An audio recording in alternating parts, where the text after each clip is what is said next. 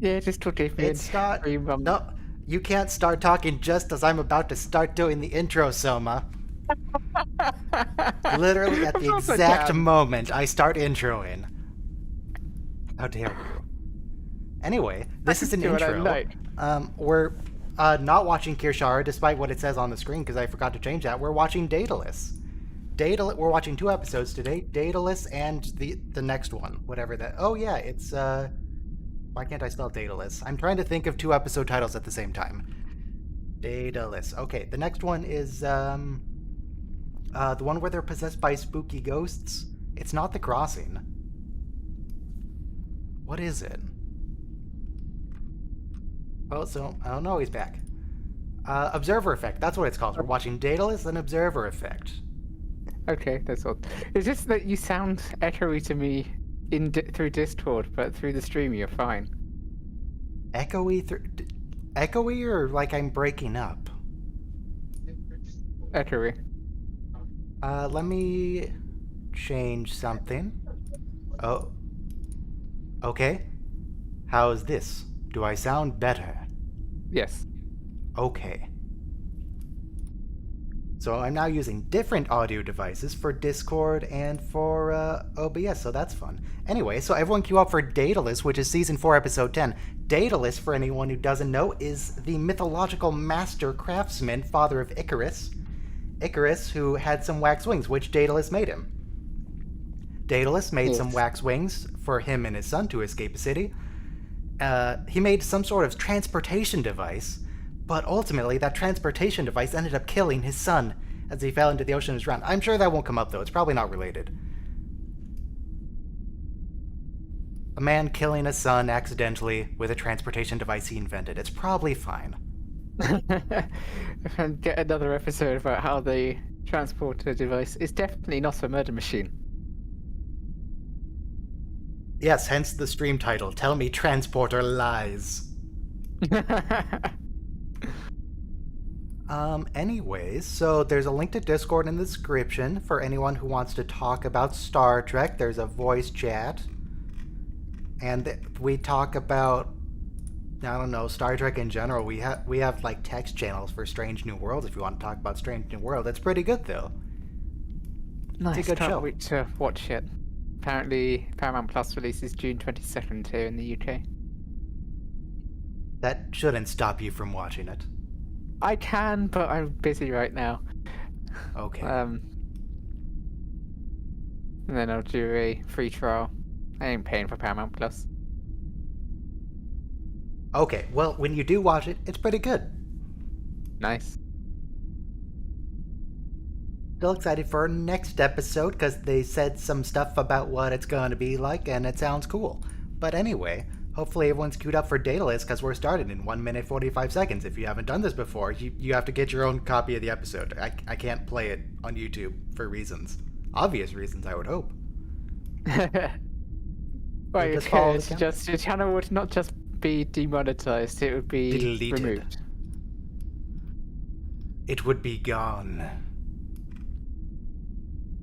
And yeah, that's it. Then I could do other things with my Thursday evenings and Sunday afternoons. The horror. Yeah, this is in Discord gave me another 3 month of Nitro. Eh? So I'm the Enterprise E Sovereign on the Discord now. If you want Best to be ship. the best ship, why would you not be the NX? You could The even NX be the is refit nice, if you but wanted it's- to. Yeah, that is true. The NX is nice, but I'd really like the Sovereign. It's my favorite. Alright. It's okay to have incorrect The opinions. Sovereign. NX The NX Blaster is a on close me. second. It grew on me gradually. Beautiful. The Sovereign I is a just close like how second. sleek. I like how sleek the Sovereign is. Yes, it started a whole tradition of ships that have no necks. Which they probably shouldn't have in the first place. That is a massive weak point. Yes. As dangerous. exploited by Khan. I think that And was actually by, why John Eves removed the neck. In, Oh, hang on. Everybody press play in 5, 4, Oh, sorry. 3, 2, 1, play. Yeah. Also exploited by Captain Balthazar Edison. Yes. In Star Trek Beyond. And then the end of it, they redesigned it with a fishernet due to that issue. Or yes, Idris Elba. That too. It is interesting that they haven't really exploited the neck in the past. There's a couple of cases where they just attacked the neck and destroy it, but most of the time it's just not. Even when the Enterprise D is destroyed, it's not because of the neck. I mean, the neck on the D is pretty thick. That's a big neck. True. It's a weird neck because it's thin at the beginning, and then the further back you go, it gets very thick. With 2 C's. Okay. Is it just 1 C for the front? I guess it's thin with a... I don't know. No. I'm trailing off. It's Daedalus. Oh my god. Oh, sorry, Emery. Is this the man after whom the ship class is named? Because there is a Daedalus class. No, this guy's name is Emery Dickinson. Okay. It's just that he portrays the role of the mythical Daedalus. Ah. He's an inventor. He's a master craftsman.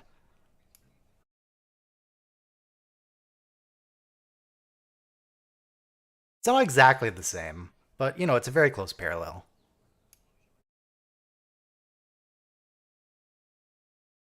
Oh, it's this episode. Oh, hey. I'm I pretty didn't sure we've realize, seen this actor. Daedalus was Icarus's father, but Daedalus is also that amazing starship from pre-TOS days. But Yeah, that's the one. we have an episode of TNG called The Icarus Factor, which is about Riker's father. I don't remember Ambojitsu, the ultimate evolution of the martial arts, in the Greek tragedy. I don't think that was there. That was a weird transition to the title. They should have just let them go a little bit longer out of shot, or faded it a bit better. But no, they walked, they sort of stopped, and then it cuts. Yep. It's I fine. think by this point they were probably making this show extremely fast, and it doesn't matter if it's pretty, just get it done. Just get it done. We got to make 26 of these things got in a places year. to God be. damn it! It's just a filler episode We anyway. got more of a pumping baseline in this season. It's really not a filler episode because Transporter. First, one thing is I gotta say I love these two actors, the father and daughter, because they really bring the episode to life. You really think Archer and Emery are really close friends, and their daughter is their family friend. Amazing job. So, what you're saying is their acting is convincing? It's just Acting. you would think these characters have Acting. appeared on the show all the time, but it's their Acting. one and only appearance. Acting. They're good guests. Yeah. They really are. Reduced power in all but the essential Oh, areas it's of the not ship. Dickinson, it's Every Erickson. display in this room is still on. Whose name is Dickinson that with a first name similar to Emery? Is there a poet? Am I thinking Emily of a poet? Dickinson. There's a poet. There's a poet, Emily Dickinson. Yeah. Emily Dickinson. Okay. Close enough. He's probably a poet. He's a smart man. Tucker and T'Pol wind up the same way as oh wait, we can't do Discovery season 4 spoilers. Nah, it's been long enough. Yeah, the same way Michael Burnham and Book wind up. We had a fling once. No more. It's kind of sad. Or Jerry Seinfeld and Elaine on Seinfeld.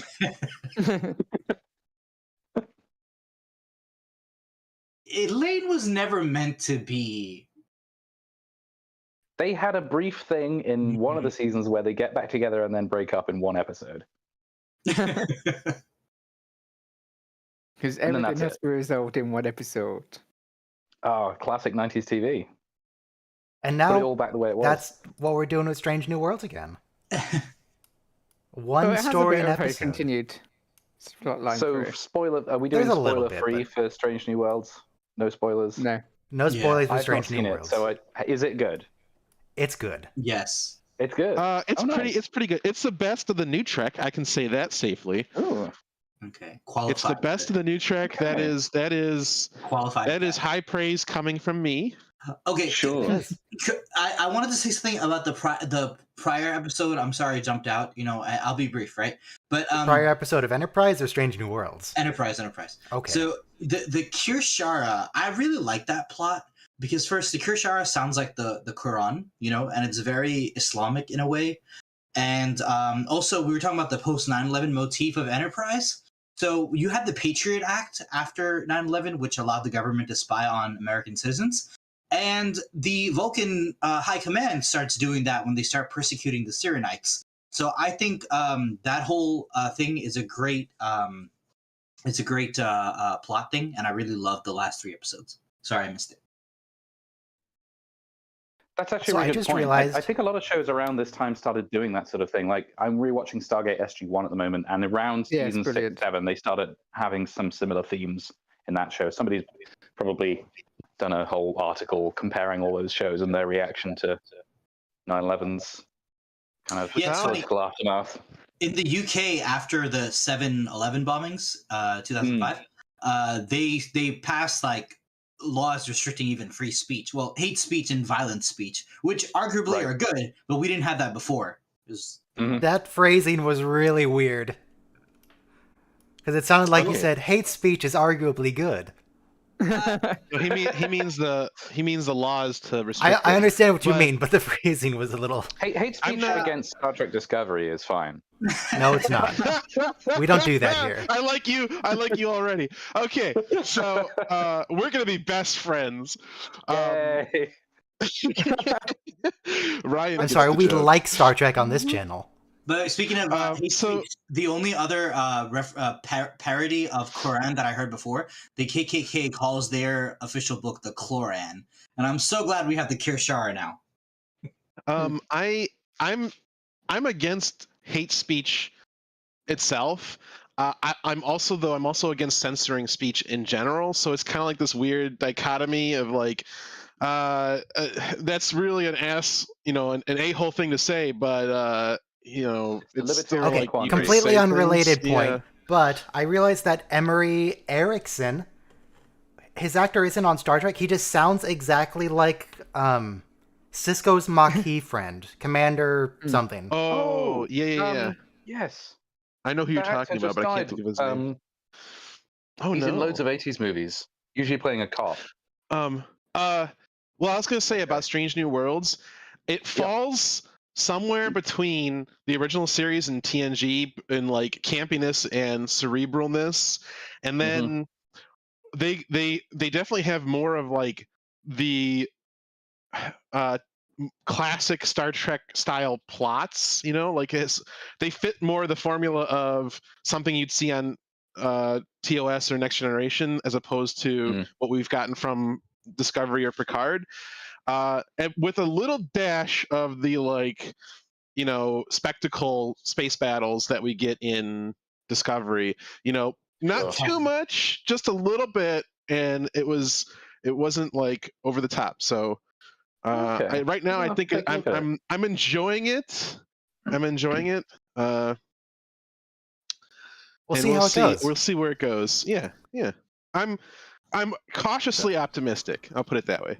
Oh, another thing Emery reminds me of is that in the TOS episode where the Enterprise is used for like war games, and they have Dr. Oh, Daystrom. M5, yes. Yes, so Dr. Daystrom Yeah. is the foremost Federation AI scientist, and he's black. So it's kind of cool that we have another brilliant black inventor who's in charge of Federation's transporter technology. Does Cisco also count because yeah. he invented the Defiant? Yeah, a couple of things is he mentioned having the torch with warp drive rather than transporters. Yes. And that's kind of like the AC/DC, but in a nicer fashion.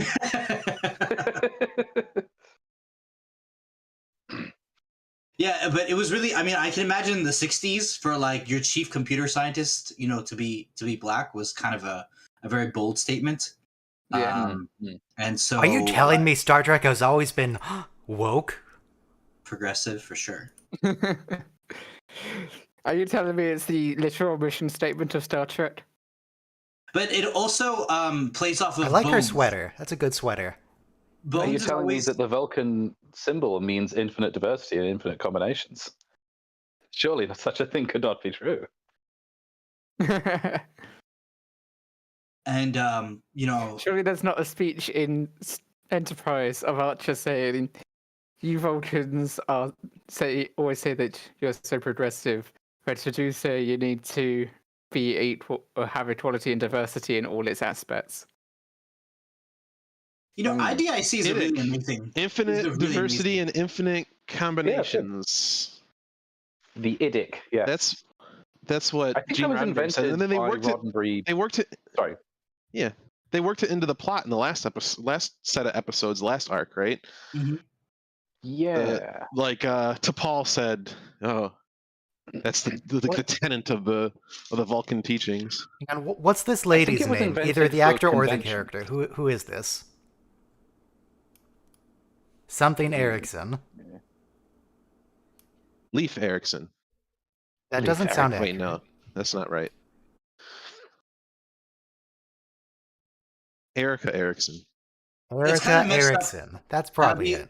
how he Sven abuses Goran his Eriksson. friendship with Archer to and then also Starfleet Command gives him control of the Enterprise. Jeez, what And happened to his back? He looks like a Klingon. Yeah. He's paraplegic. That doesn't look like your average everyday spinal injury. Probably a That's some transporter serious accident. deformation of his skin. Funny thing is, like an hour ago, I was reading a political article on Representative Madison Cawthorn. But after you have a debilitating injury, because his ankles, his spine, and his pelvis shattered, he talks about wanting to pull the trigger every day. Like it's very, very debilitating to be a paraplegic. You guys ever play Life is Strange? The first one? No. Oh, well, if you want another paraplegic story, you should maybe you should play that game. It's traumatic. The really good one from Deep Space Nine, is it Melora? Is that one it's called? Yeah, the lady who flies in her quarters. Relationship. Yeah. And it's the only time they ever mention the idea that there might be species from planets with different levels of gravity. And so they'd be debilitated on most spaceships and so on. Oh, yeah, good point.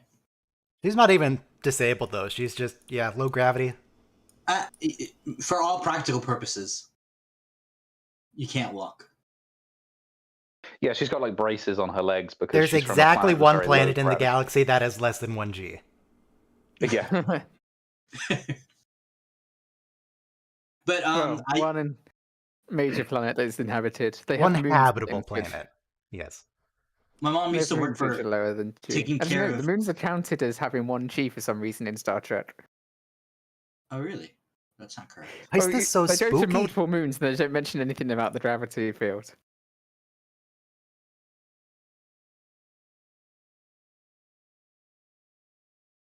Is Emery going to maintain that the transporter is safe up through the end of the episode where it's clearly creating spooky ghost images?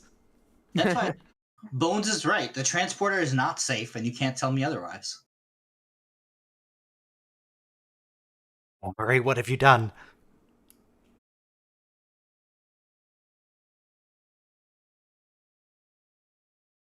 Alright, that's one death.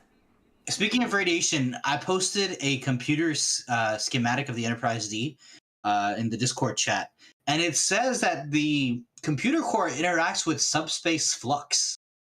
And basically, now I'm reading every time in Star Trek when we see warp signatures, I just think there must be intense radiation that comes out of any warp drive effect. That's why they damage subspace.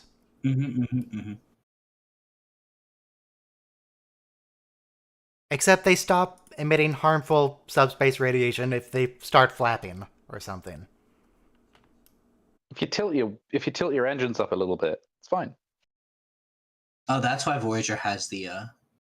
I think that was a Canonically, workaround. yes, Yeah, but it's got better engines. they don't do anything.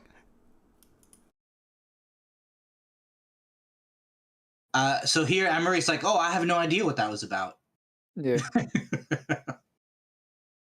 It's a standard Star Trek trope where guest actor is lying about something. How dare they? They're concealing their true nature or something. Oh, this one But actively he's the tells us Federation's foremost outright. inventor of stuff in general. He's a smart man. He's a good guy. Also, I figured out her name is Danica. Danica. Okay. He was supposed to be more famous than Archer.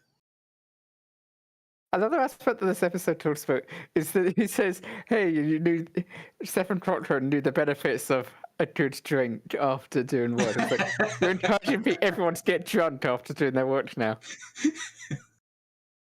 So Emery, I'm just going to keep calling him Dickinson. I can't transition to his name is Emery Dickinson. Emery Dickinson here created one spooky ghost. Captain Archer has created hundreds or thousands of spooky ghosts. They just don't come back to haunt him. He's caused so already much dead, death. man. He's kind of alive. It's unclear. Are ghosts alive? I mean, they move and think and do stuff. Yeah, especially Force Ghosts. Sorry. In the end of the episode, it appears like he doesn't have any memory of anything that's happened. But In the end of the episode, he melts. yeah.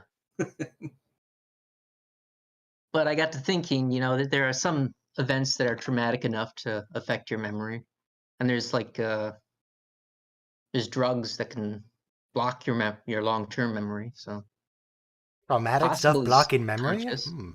I think we've gotten a plotline about that recently. So Starfleet just lets scientists do experimental technology on their flagship. Yes. 'Cause, like, Yes, they do. They did that in Beaming- TNG, and it came back to bite them there, too. beaming something. They literally blew up a ship. Yeah, beaming something light years away is just not how it's done. Right, with For the next Admiral Archer's prize Beagle. Although in the Voyager episode, we do have the phase transporter, like light years from that alien species with the pleasure planet. Starfleet people are crazy. They have no sense of safety precautions. That planet. Yeah, there's the Iconians as people. well. Screw those people. Not the Iconians. Why doesn't anyone stay dead anymore? Thanks, Star Trek Online. Wait, only 40,000 kilometers? That's not very far.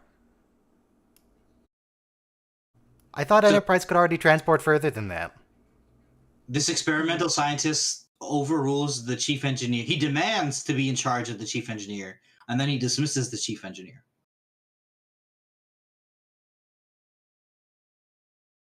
You don't do that to your flagship. Even if he's the captain's best friend. So, high orbit is about 35,000 kilometers, and they just acted like 40,000 is a massive achievement. Can they not transport from orbit? They can. I think the signal goes better through an atmosphere than through space. That doesn't make sense. Something atmospheric flux. As long as there's no ion storms. I think the writers have thought, hey, 40,000 kilometers sounds like a long distance. That's a big number.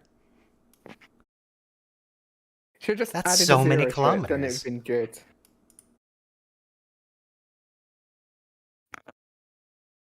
Scotty could transport something across several AU.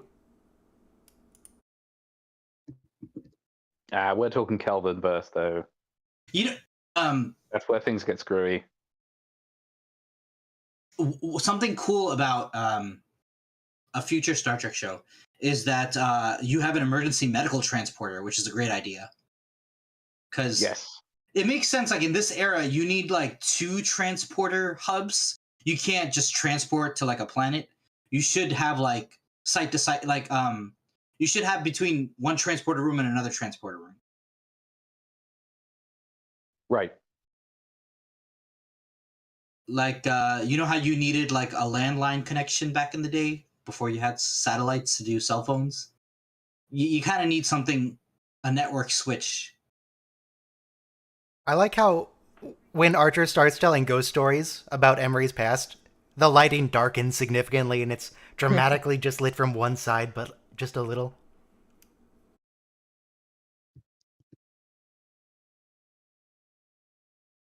Also, why do spooky ghosts turn off the lights? True. Well, the lights are a minimum power. But It's why? like in Halloween where Michael Myers cuts the power to the whole town, which Because is why the nobody can turn transporter their needs lights more on. power for some reason. Which There's it doesn't no need to way use. the lights are consuming enough to hinder the transporter. No, not at all. I know. I remember my physics teacher. He told us that if your dad tells you to turn off the light because it raises the bill, do the if you leave a light bulb on for 24 hours, times that by the amount of rate that your kilowatt hours cost on your electric bill. Give your dad a penny and tell him to keep the change. Nice.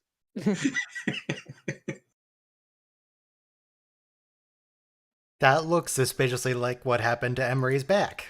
What's up with that? Hmm.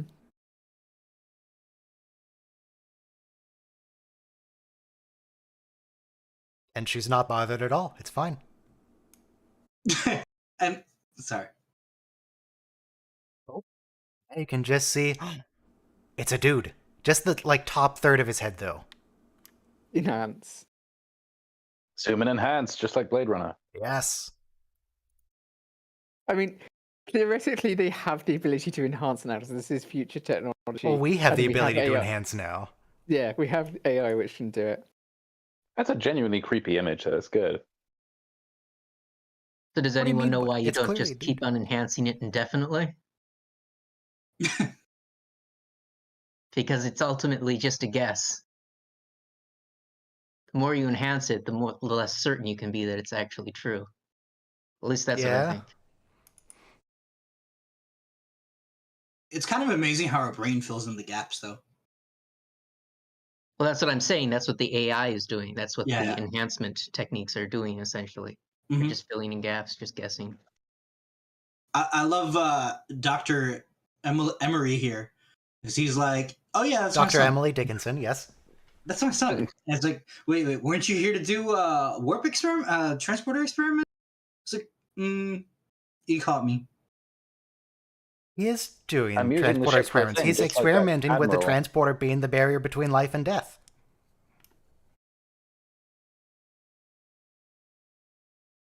God, he really does sound like Commander What's-His-Face. It's a That's all I similar hear. idea to the episode of Voyager where Neelix's family have been sort of vaporized, and they're Yeah. they're trying to bring Jetrel, right? Yeah. Yeah. They're trying to bring them back from the From cloud. the nebula. Yeah. Right. The Metreon Cascade. The victims. Mestrion Cascade, yes.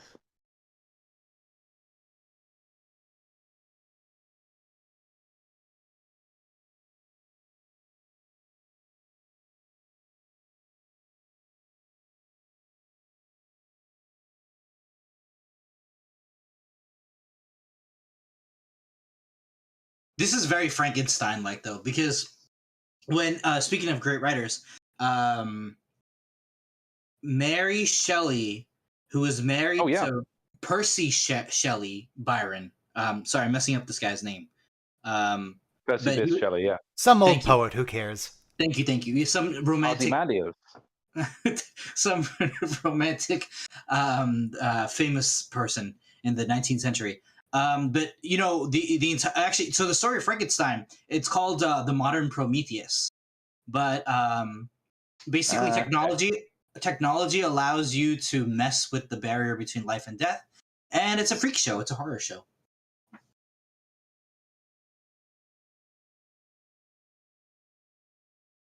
So captains, again, can use the flagship for whatever personal purpose they like. This is verified many times in TNG. Yeah.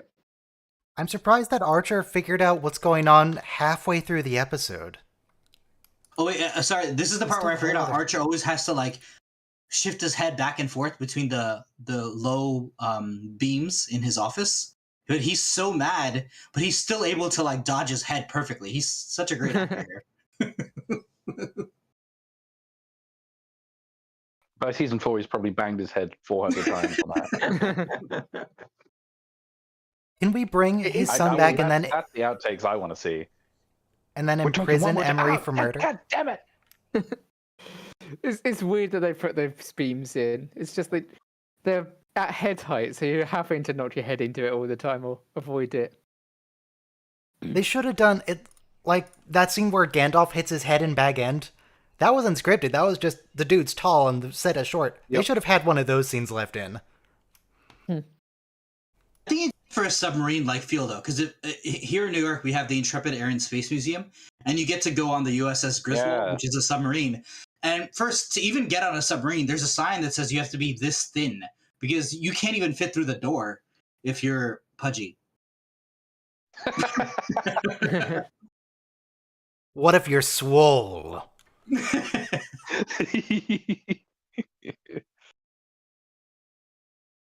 So I kind of like the driver can't get on. Yeah. He can't get on the Griswold. Ben Swallow. Pictures of him being all swole, they don't even look real. Also, I want to say the that new Star Trek show, I love what they did with the TOS transporter room. It's so wide and expansive. We should have had that from the start. It looks it's modeled after the TOS transporter room. They just make it like bigger, rounder, more circular. You do a camera 360 in it, it looks great. Wait, did you catch what Emery said? You might want to reserve judgment on my actions until you've lost a son. And I mean, he's not going to lose a son, exactly. But, a little foreshadowing there, maybe? Who does he lose? Tucker loses his daughter. Tucker? Oh, okay, gotcha. Him and T'Pol have a daughter, sort of, yeah. by the terrorists, and then she dies. Oh, Porthos. That probably was put in post. Yes, the wine. But he's such a good dog, or she's such a good dog, depending on if you're talking about the character or the actor. Porthos. No, Danica, what's wrong with you? He rolled over and you didn't pet him on the belly. What's... Okay. Has Danica never seen a dog before?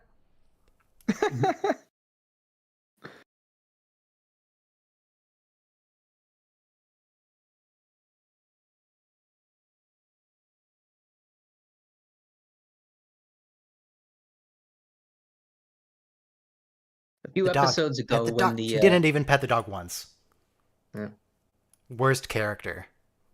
A few episodes ago, where the embassy was blown up on Vulcan, I thought it was interesting that as Mayweather or whoever it was holding up the beam, he was transported out, and the beam was just kept up. Yeah, for half a second. Yeah. It's like, so obviously force fields are involved in some way. No, we've theorized on this watch along though that sometimes, like when someone beams in and you hear the transporter sound, and then the people who are already at the location turn around, there is like this half a second freeze to see their reaction, and that's done more for the audience than anything else. Like, does the transporter actually make that sound? Probably, because the people hear it. But in that scene that you're talking about, the beam does fall down and crash, and the bomb goes off, and there's a secondary explosion at the embassy. Yeah, but it doesn't happen until after the why? transportation When there's only half a Travis there, why doesn't it have the force to push him? True. Phasers are going through people, and yet a heavy beam doesn't go through him. So Transporters work however they want to. Yeah, I know. I mean, didn't our Mako Hayes? He got shot through the transporter beam as he's beaming out at the last second. So when you get shot as you're transporting is also very... Sometimes it's fine. Yeah. Like, does the transporter take the energy from the phaser as it's going through you? Like... Yeah, don't mess with large amounts of voltage, please. Shuttle pods were a cool design.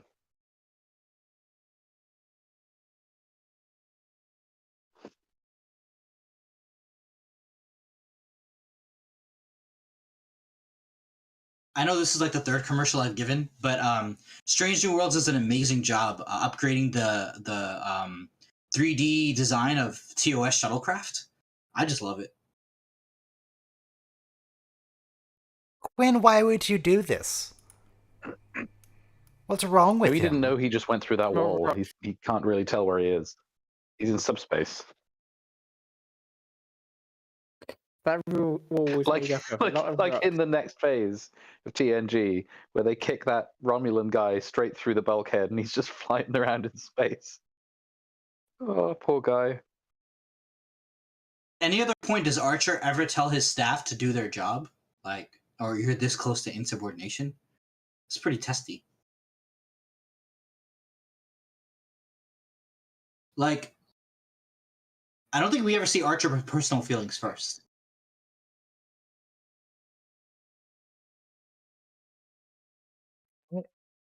We haven't seen this level of anger since Archer was like possessed by bloody ants. Mhm. Exactly. And also an antagonism towards his own crew. Is he going crazy? I mean, I know he's old friends with Emery, but it's a little far, Archer. Well, he said you're like a second What a father. great guy. And We Archer should really name a loves, shipyard after him. Archer loves his father. Like, his father is his idol. Like, he's fulfilling his father's dream by commanding Enterprise with the warp engine that his father designed. So, I mean, basically, he doesn't have a choice here. Again, great acting all around.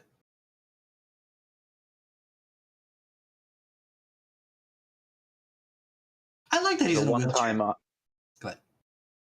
the one time Archer's father gets insulted in the test when they're testing the NX Alpha. Dex And the he just man. immediately, so quick to anger, just smacks the guy. But he loves Tucker more than anyone else because Tucker is the one who Right. said there's nothing wrong with his father's warp engine design. It's the matrix, the interchange ratio, intermix ratio. But the intermix ratio is 1-to-1 by definition. How much antimatter were they pumping into that chamber before?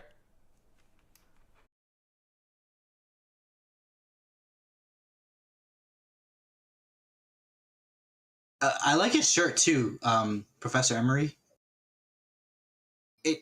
It has that first contact look, 21st century. Oh, I see what you're saying, yeah. Mid-21st century civilian clothing. Yeah, yeah. Did they have changing rooms in the transporter room, or what happened? That's a good question. Does it project the clothes on them over their uniforms? It's very weird. Though, I guess there probably wouldn't be a changing room on the basis that we know that at least junior Starfleet officers all have to shower together, so they'd probably be fine changing in front of each other. I don't think they care. All we need is one shot of the replicator giving them each a uniform, and then one of them grabs it off a hanger. That's all we need. We don't need to show them putting it on. Would make a lot more sense. I think Picard shows them with racks of clothes, but Right. Strange New World shows them beaming in with alien clothing, like shorts on, which Spock is anyway. Or when he goes into the holodeck with oh gosh, Alfre Woodard. And Are we talking about Lily? Lily, yes. So sometimes you gotta let people go. That's what's happening on screen. You can't save them all. You gotta pull the plug because it's over. Oh, that was a very dramatic zoom there. But also, it's implied here that if they just had more power or better transporters, they could have saved him. It's just a technological. Yeah, But this that's was a what they said problem in that TNG, Voyager they could 200 solve years anytime. later. Well, You can't bring people back from the dead. Okay. Yes, you can. They do it. They do it multiple times. That's true. This guy's like alive enough. I was confusing with the Voyager episode with Neelix's family. I thought they'd just come back as a puddle, but he's not a puddle. He's. Oh. They also show in motion pictures people come back as a puddle, like the first few minutes of TMP. Oh God! Oh, that's the worst. Yeah. And then you have that line, "What came back didn't live long." Yeah. Ugh. Basically, what you're expecting is the thing. Are we Mhm. expecting this didn't live long in this sense, or in the sense of Galaxy Quest explosion? Oh God, no. But for the record, though, Scotty was able to preserve himself in the transporter in the episode Relics. So That's right. unless you're Montgomery Scott, don't try this at home. This is still probably a better fate for Quinn than just being a spooky ghost in subspace forever. Yeah. True. Just living in the vacuum. You get to die in your father's arms. You're not going to haunt this area for all eternity.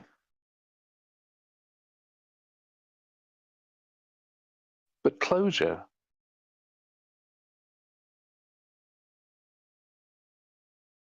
Quinn.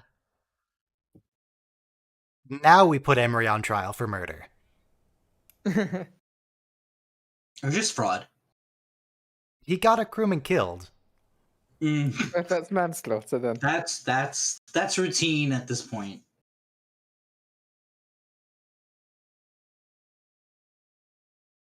He's going to New Zealand.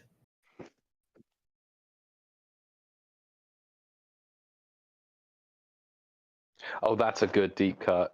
New Zealand. We're there with Tom Paris in the Californian forest in New Zealand. So, in the 21st century, New Zealand doesn't exist. But then it does by Voyager again. But when Lily's on the They ship, reclaimed it. he shows her New Zealand. No, he shows her Australia. New Zealand isn't there. Oh. What? What? New Zealand's not on the map. Okay, It's just I've got an Australia. answer for this. You remember that episode when Picard was considering leaving the Enterprise? He goes back home, and there's that guy who's talking about raising new continents from the bottom of the sea. Yes. Yeah, you had to did. bring New Zealand back up. It They sank. rebuilt New Zealand after it That's got all sunk. good things, by the way. It's Newer Zealand. New Zealand. It's like New York. Zealand Zealand. Nuevo.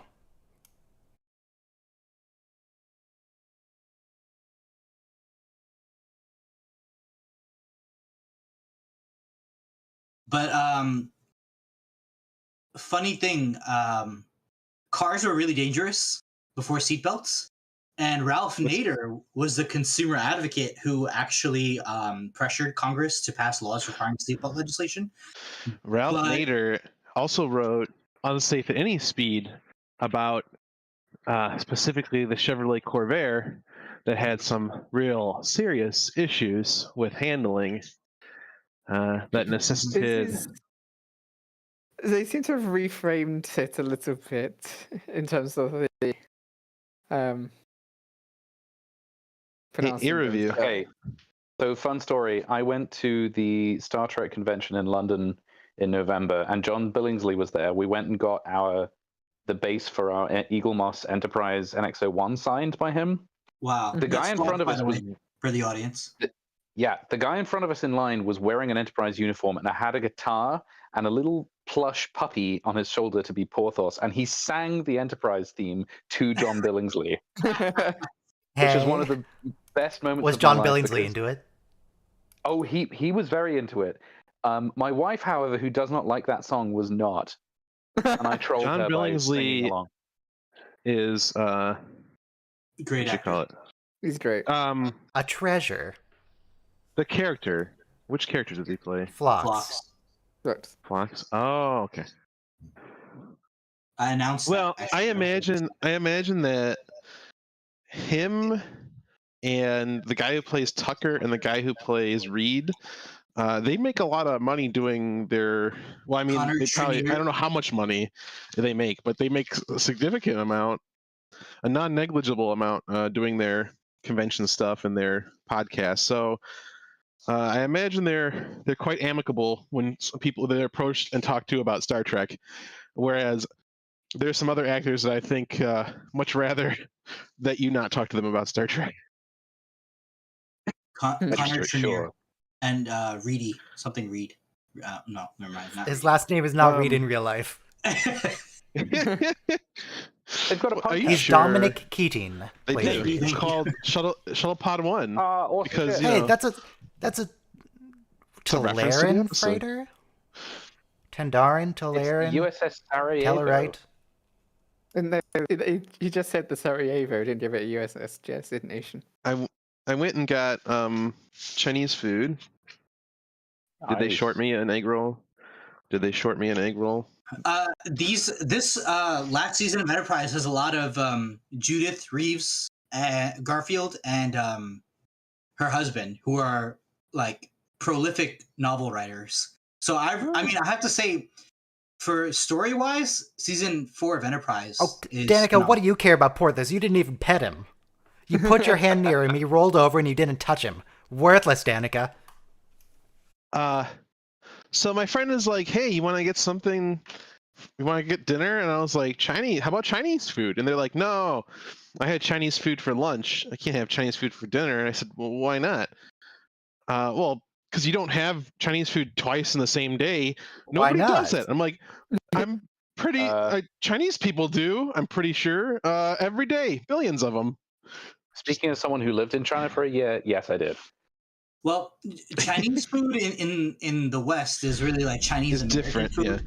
yeah. It's not So- really Chinese food. Most Still Chinese eat it twice restaurant a day. owners came from one particular region in China, and I think That's it's the south, which is Fuzhuang. Guangdong, which is the Cantonese region. Also, Oh, 1 Yeah, minute Hong 2 Kong, observer kind of effect. Everyone queue up. Guangzhou, Shenzhen sort of area. Right, it's true. But you're right though. Fujian. No, they speak Fuzhuanese. Yeah, but that's really a dialect of Cantonese.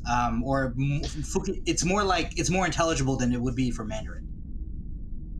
But okay, you're right though. But see, there's Chinatowns all over the world, and they're mostly from South China, which is the Fujian, Guangdong region, Hong Kong also. So yeah, they exported the culture. But something my best friend taught me though, Disney World when it built Epcot and It's fresh and it's good. When Disney World put all the cultures of the world in the It's a Small World After All exhibit, Americans became very acquainted with foreign cuisines, and that's when Chinese restaurants really blew up, because American families in the 50s would go on vacation to Florida and come back with different cultural cuisines on their palate. 10 Say seconds that to again? observer effect with more spooky ghosts, but this time ghost possession. 50s In or 5, 60s? Because I'm 4, pretty be sure. silent. 3, 2, 1, play. Continue. Disneyland came first in California, and then Disney Mhm. World in Florida. Mm-hmm. And I'm not sure if it was 50s or 60s. I thought it was 60s. Yeah, 60s. Sorry. Hey, they're playing 2D Those are chess. some weird chess pieces. Yeah. Was this They're the one like where they're aliens? stylized. They're very abstract. Yeah, they are currently being possessed. They are not actually Reed and Travis.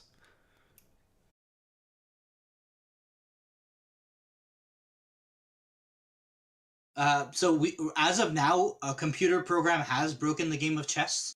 We have not figured out Sure. Go, which is an ancient Chinese game. Go. Yeah. Wasn't there? No, there was actually. We were talking about this in philosophy, that they had an AI that plays Go better than humans, and it was like a Yeah. huge moment for AI. Yeah. Yeah, for sure. But all this chess only has 64 squares on the board, and Yeah, Go is 32 way more pieces. complicated. So Go can be a 13 by 13 board, and it's way more complicated. It looks like they got someone to look like Drew and Cutler there. Also, by 97, Deep Blue was playing chess better than Gary Kasparov. So, we broke the chess barrier way before we broke. There's a new like best chess player who's like a kid, right? He's like 15 or something. Magnus. I don't know, but I remember reading about it, and it was like this. I thought he was from Indian. India. Yeah, I he could is. be, Yeah. mistaken, but Magnus is old now. He's like 25. Yeah. Old? 25? Just saying, those young chess prodigies that make the news. Like now, there's a young kid from India who's like the most famous chess prodigy. I don't get why chess Yeah, is 25 like is the only old, man. acceptable game to be considered like a sport. Yeah, because it's People war. are so That's obsessed why. with chess, but It's war. nothing No, else. I'm is but such why not like Counter-Strike and StarCraft. I Overwatch don't know. and No, I'm such a I nerd don't think though. it's They really are. esports. StarCraft is huge in Korea When people ask for me some reason. what sport I play, I say chess. Like that's showing off my nerd credentials. When someone says what sport I play, I say competitive eating.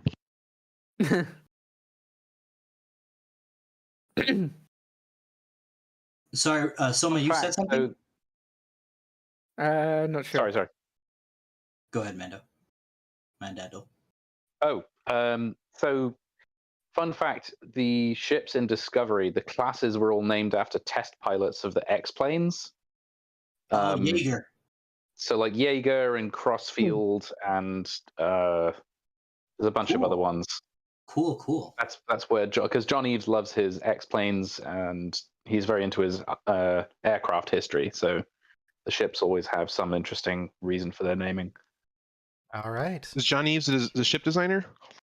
Yeah, so he did the Enterprise E. He also added the parts to the B that they blew off again in Generations. Oh, sad, because I didn't like those parts. Yeah, I'm a classic Excelsior guy myself, but yeah, he did. He's Me one of the too. most... Wait. NX Yay. 2000 or NCC 2000? Oh, that's tough. I know. I thought It's there was like only one Excelsior. I'm gonna say Sulu's version just because NX and the NX is nice, but they redid the bridge. come on, they got to go on the bridge of the riding crap and be like, all speeds That's pretty available through great. transwarp. Incredible machine. If he thinks he's gonna get away from us at warp, he's in for a shock. I like the big dome, the big crystal for the warp drive in that version. But it's Sulu's ship. I've got to have Sulu's ship because Sulu's too cool. Yes. We should have got a show with George Takei. He was ready to do it, and I think it just kind of never happened. Yes. Okay, so this whole episode is the primary reason why all Starfleet ships should have a decon chamber. They don't need to get weird with it like they did here, but they should all have decon, but they don't. This Enterprise is the only one. Well, Because most they use the of the later transporter. ones generally filter it out through the transporter. Yeah, you Right, say that, but exactly. it never works. True. Judith Reeves Stevens and Garfield Reeves Stevens wrote this episode. Right. Husband and wife power couple who wrote Star Trek. If two novels. people with hyphenated last names married, do they have 4 last names? Yes. The Reeves Stevens. I'm not gonna- Stevenses. I'm gonna. This might be slightly divisive, but I'm guessing that the I'll showrunners hover over the mute on button. Discovery just in case.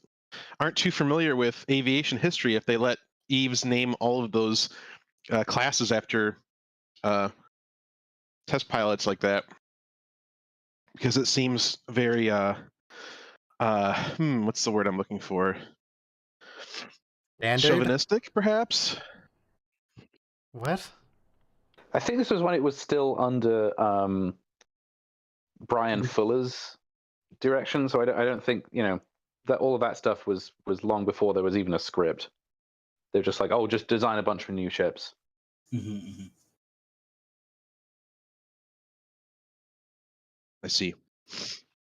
So the only time Travis gets like He the gets an camera on episode, him? but it's not really him. It's not him. Okay.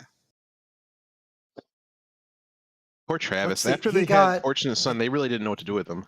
Yeah, he got an episode where he got to hang out with his family, then he gets an episode where he's not him, he got an episode where he kind of dies, and then he gets an episode where his girlfriend is a spy, his ex-girlfriend.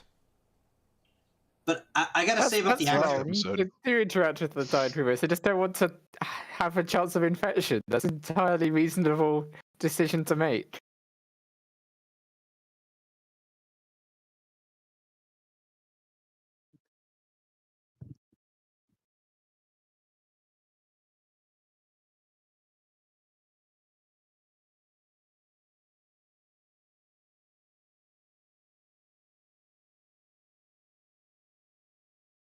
Yeah, this is kind of a messed up experiment. Just going full lab rat on sentient beings. Plus, is there any way you can win? Is there any way you can be deemed worthy? You know, it's The like no matter only what way you do, to you're win is to be sufficiently technologically advanced that you can just immediately cure it. Except they always just go to species that aren't technologically advanced. So you say that, but they're not putting people in this situation. They're just observing it. They're just not warning people about the situation. No. And then well, I'm pretty sure they deliberately put the virus on that planet. I don't think so. I think they just are watching it happen. Something cool about that decon chamber. Go ahead, Rob. You said but. So in the I was gonna. Yeah. Go ahead. Mm-hmm. Now I forgot. So go ahead, and maybe I'll remember.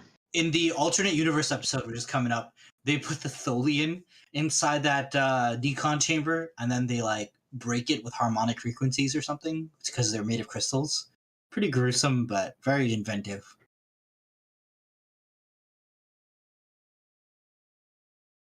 But also like one of the most evil scenes in Star Trek, period. Because like, how are you gonna fracture a crystal being? Fox pulls it off really well. Like yeah. Billings. He comes off as really evil. He loves it. I find that odd because I noticed very little change in his acting personality. Yeah. The way, well, it's because Phlox could go either way. Phlox could be a psychopath, or he could be like the nicest dude ever, and you never know. It's just it's the same plot. It's like changes. Nope. Hannibal Lecter. I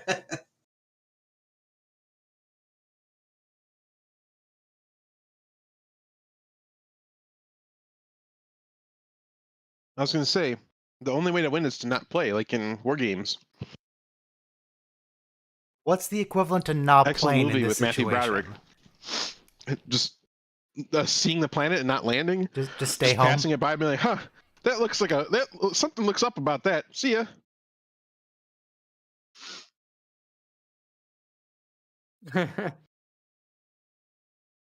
That's why they should just say, "Hey, we are observing it." They would get shouted at, but at least they might end up getting more information, as they're just here as random members of the crew. Like, you're not getting any more information by asking people about things. This is the same hallway where just an episode ago where T'Pol and Archer were running through and the lights were flickering. Like, because decon chamber. Yeah, no, but I mean, when you said the lights were flickering, Ryan, like it was this blue and metal cutout lights on the wall. They weren't in the decon chamber, obviously, but it was like the same thin, narrow hallway. Yeah. Hoshi. Apparently Hoshi's a little violent in her past. Feisty. Yeah, this is why she didn't finish the academy. She assaulted people. Good job, Hoshi. A professor, right? Or something? Yeah, so she's the original Michael Burnham.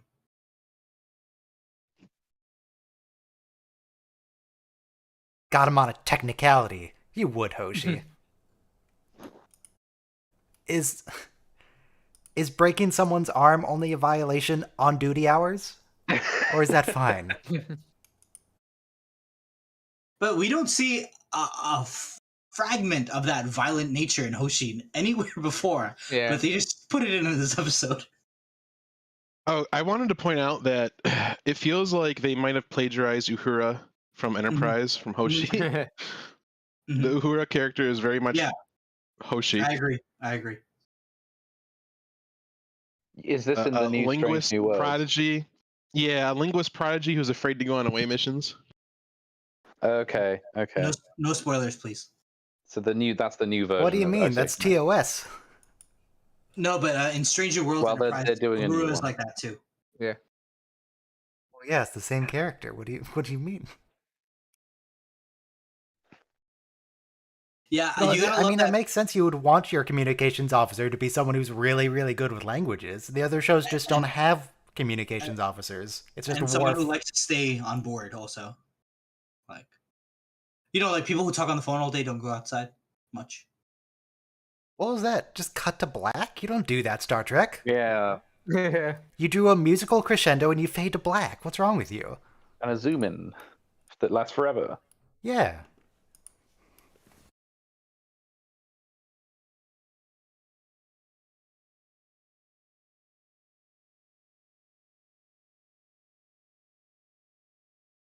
Why do you gotta be... Oh, he has a croissant witch. Nice. But why do you have to be so mean while you eat your croissant witch?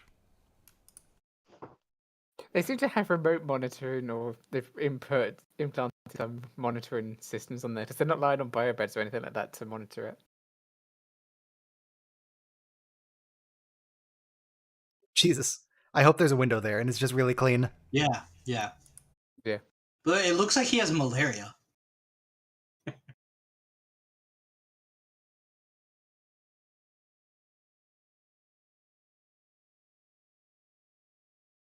Like, you She never dead? see Starfleet crew members like sweating like this.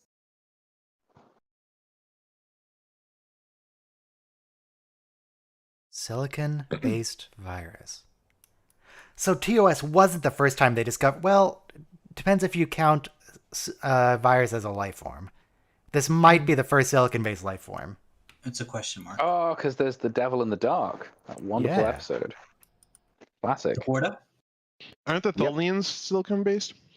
That's I true. don't... Well, They're the Horta crystal are silicone people. life forms. So yeah, I guess.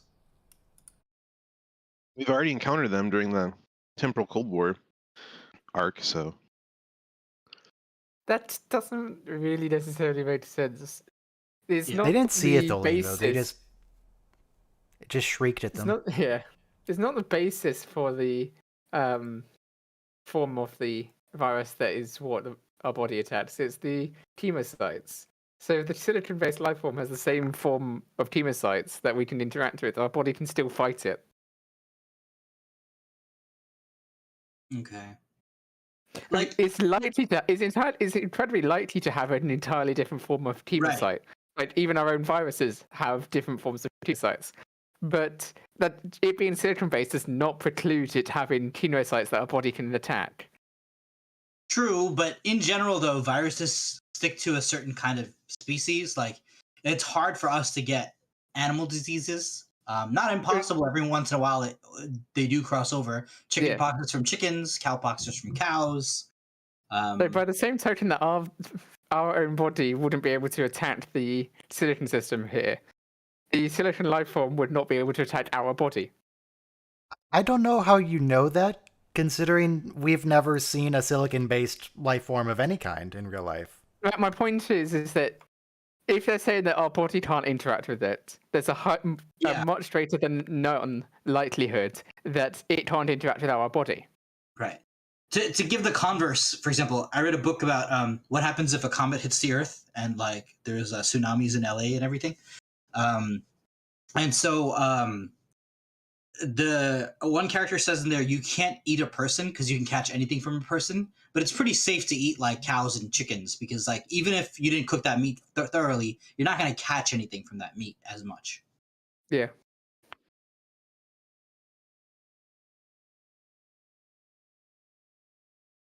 Because of that prion disease, the proteins are very similar. Mm-hmm. yeah, I was about to say hoof and mouth disease. Yeah. Except for hoof and mouth disease, trichinosis, and salmonella, all the great things to have. Yeah, but even that foot and mouth disease came from feeding cows other cow parts, like prions and stuff.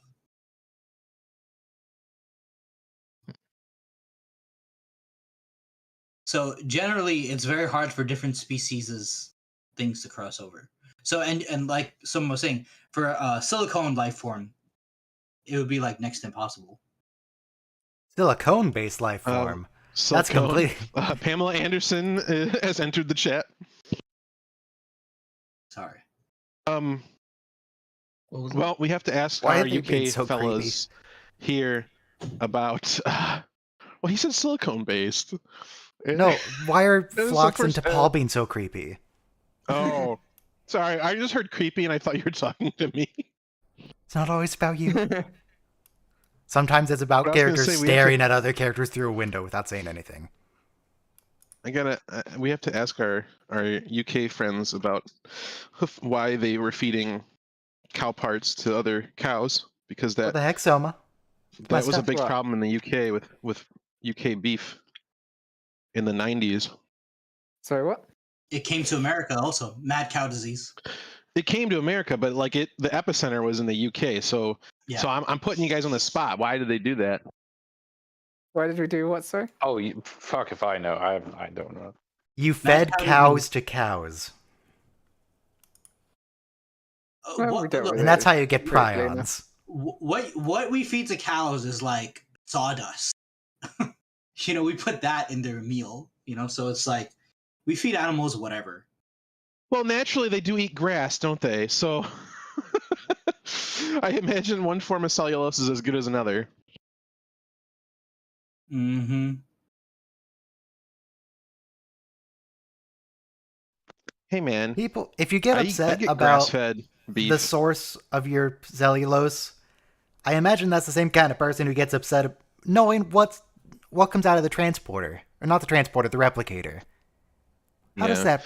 Where does it get the matter for that?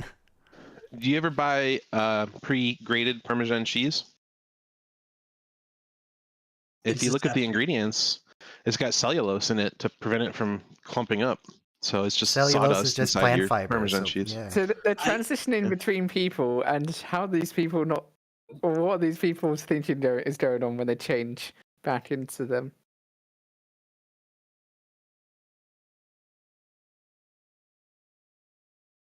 Maybe they remember what happened, but they implant a reason why they would do that?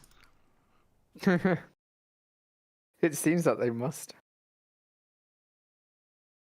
They just Sort leave of a like fake memory hypnotic behind. state, like a dream state. You fill in the blanks yourself. Speak going between different languages? Yeah.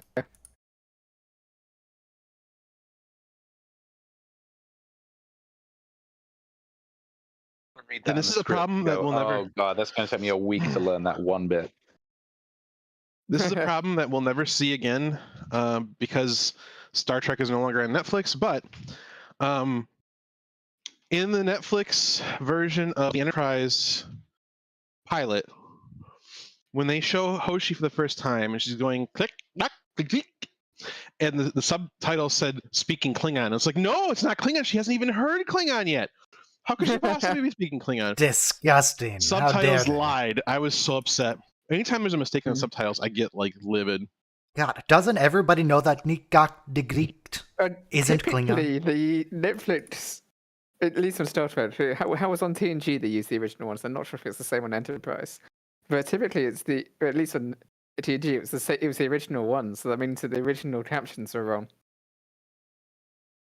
It's not as bad as Amazon Prime, where we're watching all the James Bond movies, which are on Prime at the moment in the UK. And anytime you have an enemy henchman yelling something, it just sometimes says yelling in foreign. It's really terrible. That's yeah, awesome. Because Amazon do their own ones. They produce their own captions for it. So the thing is, Soma, on Netflix, you could open a ticket, and one of the categories was subtitle mistake or whatever, and you could submit a thing. And sometimes I did, but there was so many that I just got sick of it.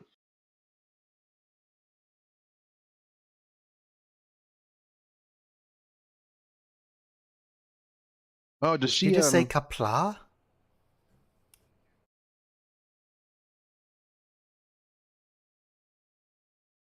Hoshi, that's not how this works.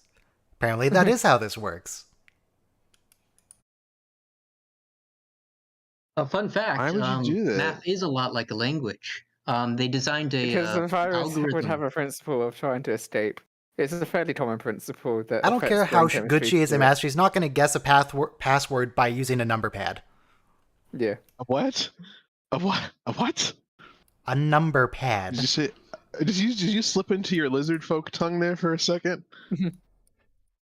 I guess. Expressions can be turned password. into a grammar tree, and then that can be passed into a machine language translation, and that can be used to do integrals, and it performs much better than Mathematica.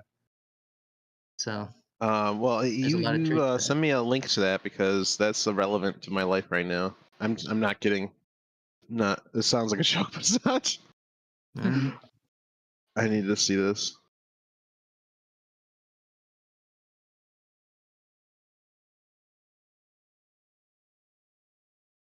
The hugs solve everything.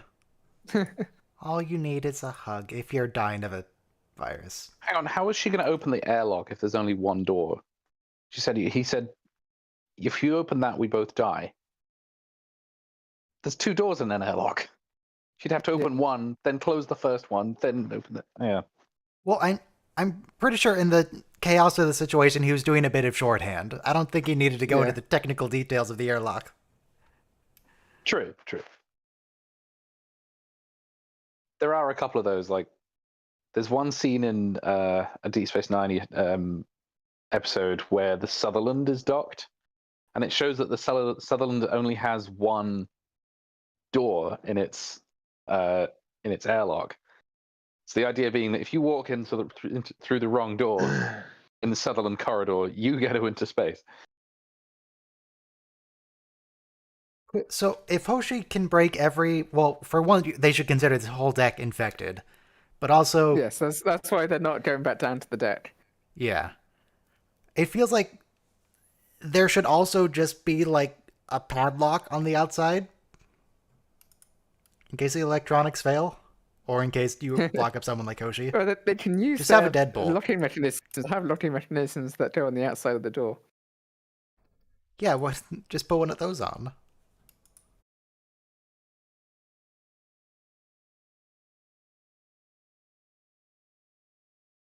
I put the link in the YouTube chat. For the That's not a link. math integral.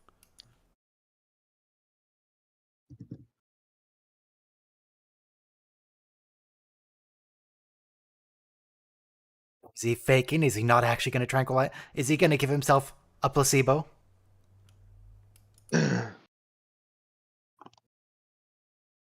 And this is the part I don't get. It's like, why should he be tranquilized? What? In case he does the same thing Hoshi does. But how is he possibly going to do the same thing? You know, it's like... Maybe you should have injected yourself while you were laying down. I take it back. Okay. He's gone. Bye, Trip. Now I want Chinese food. Where am I supposed to get Chinese food?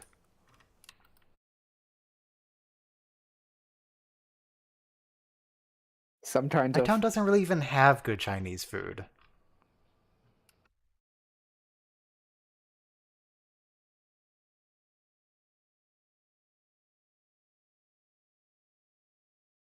My own, I guess.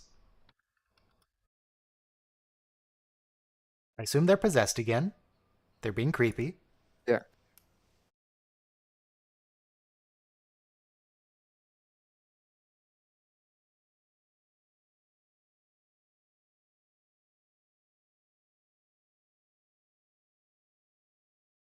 Oh, God.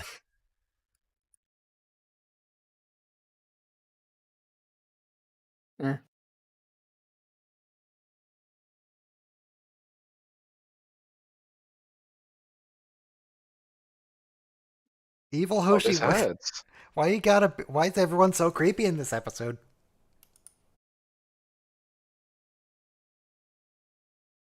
Now, an interesting notion is that this isn't necessarily, you know, like physical control. This is just control of their brains. So even when they're dead, you know, all that's required is the transmission of nerve impulses. So they're not really controlling their brains so much in this instance. They're just controlling their nerves that control their muscles. At least that's what I like to think. I don't know. Blocks, do you have a screen capture going? I feel like you should record this.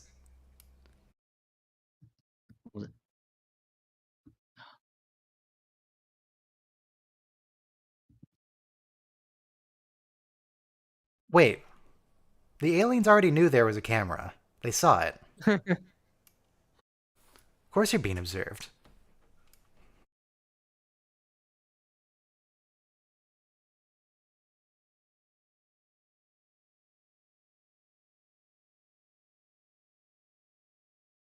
I assume this is the aliens again? Yep. Yep.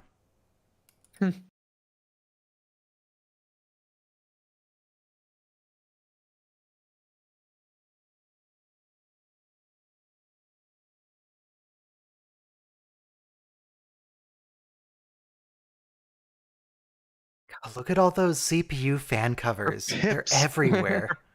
Her pips are not straight. Yeah, most people don't have them perfectly straight. Oh my It's god, you're so fine. right.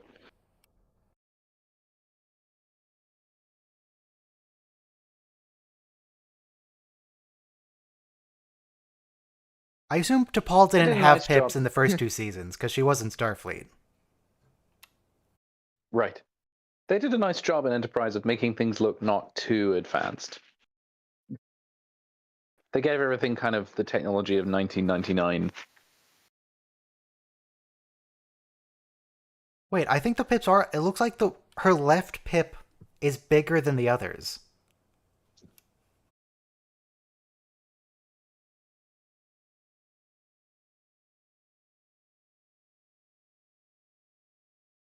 I mean, Phlox doesn't really have the ability to talk here.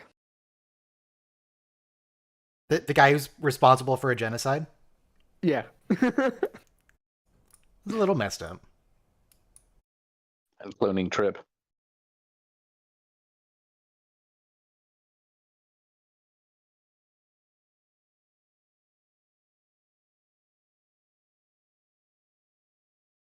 So one of these people can actually survive without hosts. Or Yeah, communicate with each other without hosts anyway. so they were saying they have to return the captain science officer because they have things to do. And they have to return their original host. That means Travis and Reed are canonically not important. That's the situation anyway. They do nothing. I mean, we established that when Daniels tries to tell Archer, send Travis, you have to be here to form the Federation. Wait, what plan did they decide to go with? That happened quickly. I assume they're taking the EV suits down with some phasers to go and sterilize the deck and the decon chamber.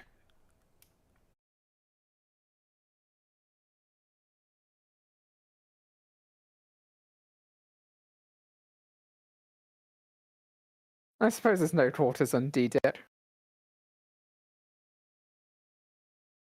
I just know Archer's gonna die or come close to death somehow. Something screwy's gonna happen here. Or legitimate. Okay.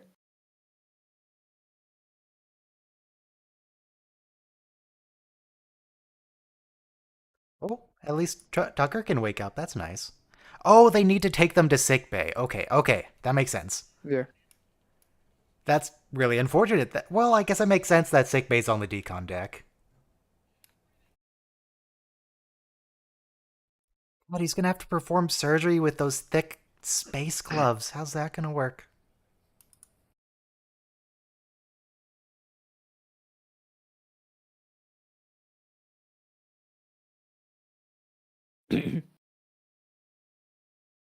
Wait, is Hoshi missing like half her ribs?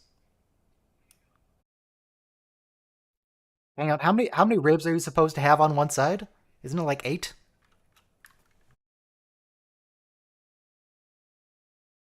Hoshi only had 4 ribs on each side in that scan. Captain shouldn't have done himself anyway. Yeah, Archer doesn't need to be here. He's taking his helmet off as well. And this is why he comes close to death.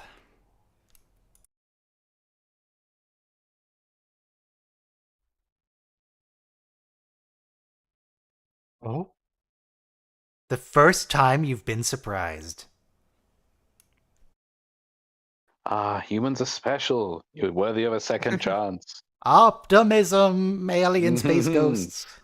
Flatter the humans. Flatter them. Take it from another perspective.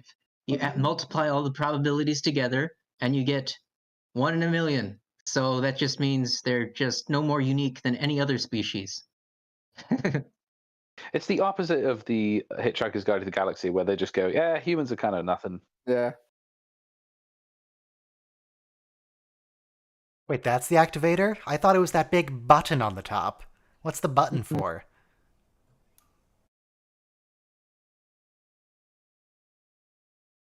Seriously, look at her ribs. She has so few ribs. Where did they go? Oh, that's weird.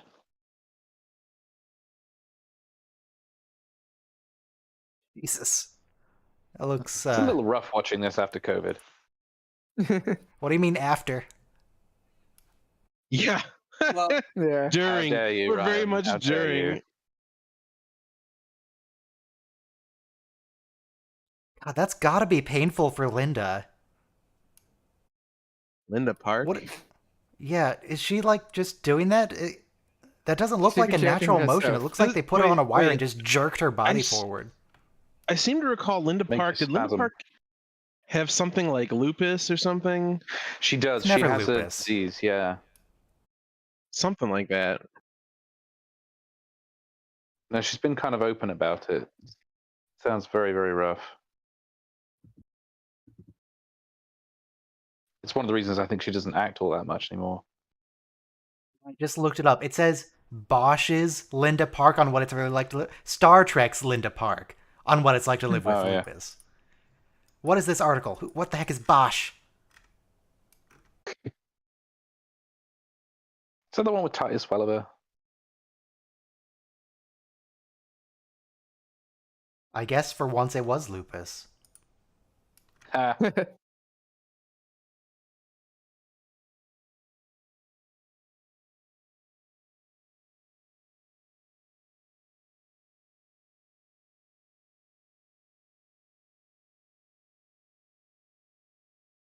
Oh, apparently she was diagnosed with it 20 years ago, though.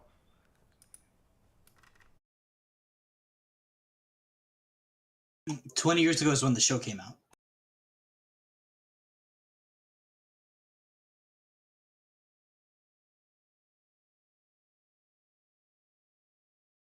Okay, so that's 2 deaths so far.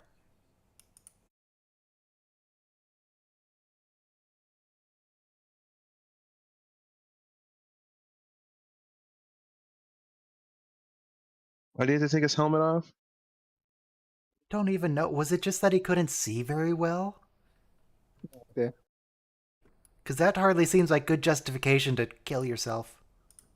Other than the bronze color, I think Enterprise had the best EV suits in all of the original series.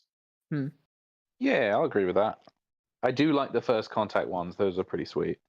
The first Contact ones are good, but these ones seem way more functional. Like the first Contact ones, like they didn't have the like the locking ring for the helmet and stuff. It was clearly, you know, a costume, you know, theatrical costume. And this is like, you could almost believe this is like a EV suit, you know? It does still have the weird thing where they have these bright lights shining into the people's eyes, into their helmets. Well, In your own face. That's just so you That's can such see a the trope. actor's face. That's how. They Otherwise, did you that can't in see the actors' Battlestar faces. and- I know why they did it, but it's not practical. No, it's not. They It's did that gonna in blind you. Battlestar It's gonna make- Galactica and all these other You're just shows. gonna Yeah. You're just gonna see the Prometheus. reflection of the face of your face on the inside of the. They don't have. What Yeah. if instead of doing that so we can tell who is Glass. who, what if they were color coded like the Power Rangers? There you go. Hey, Oh, fun in fact. Prometheus. Sorry, go on. I was gonna say the Yellow Ranger originally was a man, and then like they took the Super Sentai fight scenes, and then they added the yeah. American actors doing the like, you know, the interludes. When they filmed those, you know, they cast the Yellow Ranger as a woman, but it's clearly when they're fighting, it's a dude, and like, you know, it's got dude bits in his in his morph suit. Anyway, continue. I don't remember what I was going to say. You're gonna say in Prometheus. In Prometheus, I think it's in Prometheus. One of the suits, the helmet has a button inside it, like next to the guy's ear. It's like, how are they going to push that? They're just going to nudge it with their nose or with their tongue or something? Well, in actual NASA spacesuits, they put a piece of Velcro on the side of the helmet so you could scratch your nose. What species did he say? Did he just say Organian? Nice. Did he just say he's an Organian? Yes. They're gonna. Oh, that's a TOS species. A really weird episode. But it was TOS. They're all weird episodes. Wasn't that the Zephyr Cochrane episode? The Organians are the people who like forced the humans and Klingons to fight for a while and then forced them into a peace treaty. Thanks. Like they would kill each other, So- then the Organians would resurrect them and have start all over again, and it was. Yeah, there were always these godlike beings in TOS, more than even like Q and TNG and stuff. But yeah, Organians, Iconians, the thing that made The Zephyr literal Cochrane live forever. Greek gods. Yes, the Adonis people, who mourns for Adonis. Not Adonis, it's Adonais. So sad. We all stopped worshiping those gods, and then they left for another planet.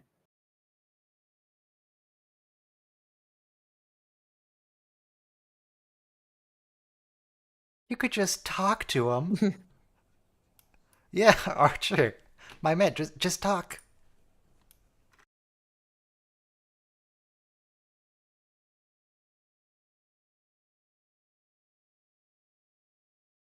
Why do so many species, when they evolve, they turn into ghosts? They turn into non-corporeal entities. In Star Trek, that's the next stage of our evolution. Easier to feed you, easier to feed your crew. It's just direct energy transfer. You could also get that by turning into plants. Yeah, but then you have less mobility. If you're turned into energy, you have more mobility. You can travel at potentially the speed of light, so there's that as well.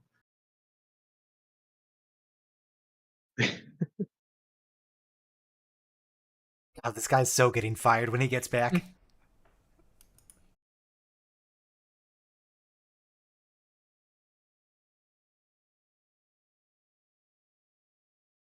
Is Trelane... What is Trelane? He's not an Organian, is he? No, Trelane is sort of a Q. That's generally what the idea Retconned is. to be a Q? Yeah. Or just Q. Not a Q, just Q.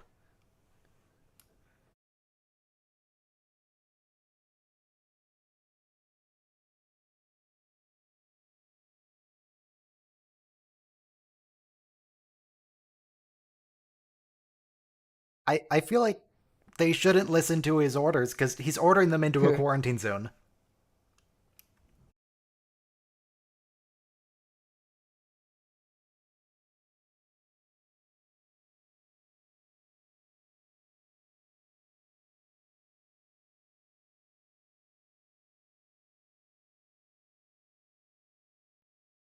I see that Tucker and Hoshi also got a shower since they were resurrected.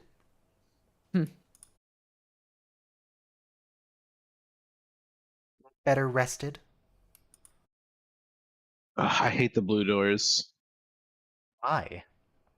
I like the original color scheme is better.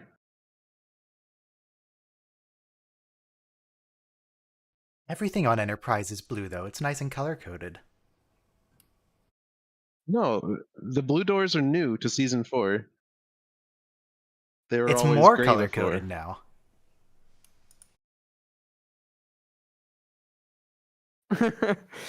5,000 years to prepare. For first contact, but then they're gonna make contact in TOS in like 100 years, so don't worry about that timetable.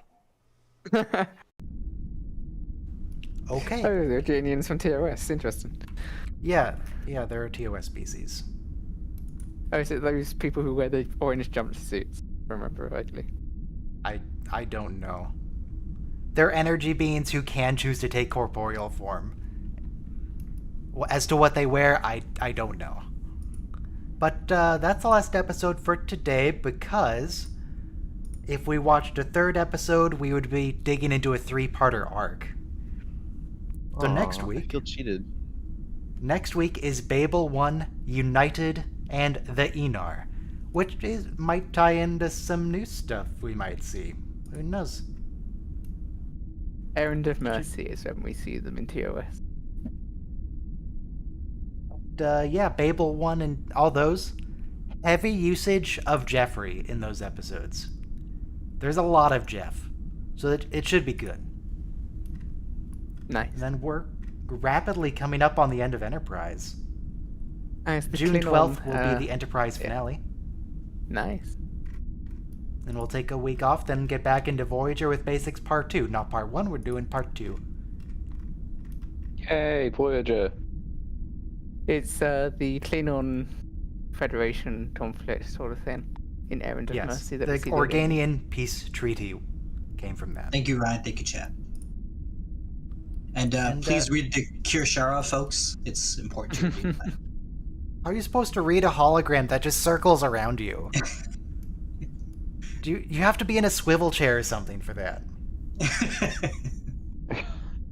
I guess you could put the Kirshara itself on a little turntable so it stays... The hologram itself stays stationary? I don't know. But anyway, the stream's over. You can all leave now. Bye. Fun hanging out.